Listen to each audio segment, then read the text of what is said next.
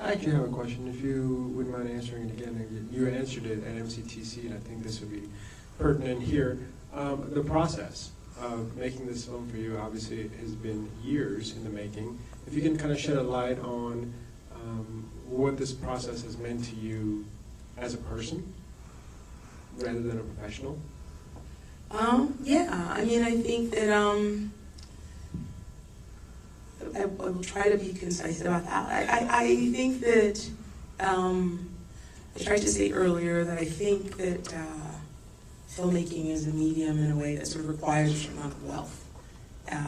That said, not a lot of filmmakers are wealthy, especially us, people who are just making first, second films, frankly, even third or fourth. And so I think that I've had to kind of create a way to compartmentalize the way that I live.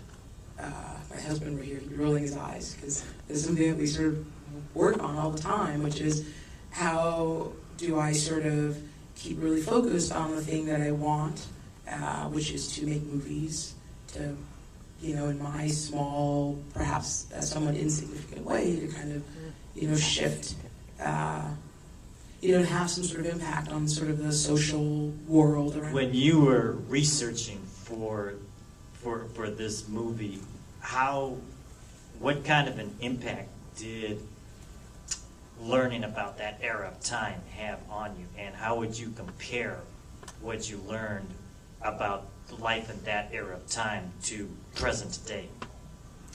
Well, I think that it's also something we talked a little bit about earlier, that I think that my relationship to African American culture has a sort of a romantic sort of overtone, I think. I mean, I was born in Jamaica.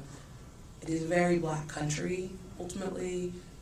My family is Jamaican. Jamaicans are freaks. They're massively nationalistic people, so you can't escape them if you're Jamaican. You can't be anything else. And yet there's another half of me that is deeply embedded in this country and in this culture. And I've been here since I was 8. And I think that my sense of the African American diaspora is so kind of viewed in a way through the lens of both a foreigner and also somebody, who is a part of this world, and that I think that, I don't know that I could sort of escape the romantic sort of view that I have of it, and I think, and not romantic in sort of a naive way, like I don't know the realities and the complexities, but more just sort of this romantic sort of love, I think, of its history. Loved the intensity of that time.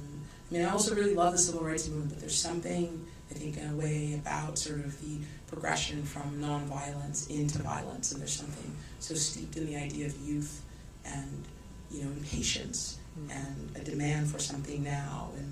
And I know, I had an aunt, my mom's dear friend when she came to this country, and I remember she would always sort of set the record straight when I was a kid, so I'd say, oh, it's amazing that Dr. King, organized the March on Washington. And she said, you don't know anything. The real person was A. Philip Randolph and Bayard Rustin, and Rustin was and then she, kind of lay it down, like sort of, you're kind of a fool because you don't know history. And so, she died when we went into prep, and she's always in my head, sort of, there is the story and then there's the real story. Can you talk a little bit about the score and how that came together? Oh, yeah. With the roots, or how much of it was? So the roots, the Roots came on, and I worked very closely with their manager, this guy Rich Nichols, who was sort of, I sort of didn't know how they worked, but they sort of, there's a little Beatles-esque sort of thing going on with them, which I think is interesting.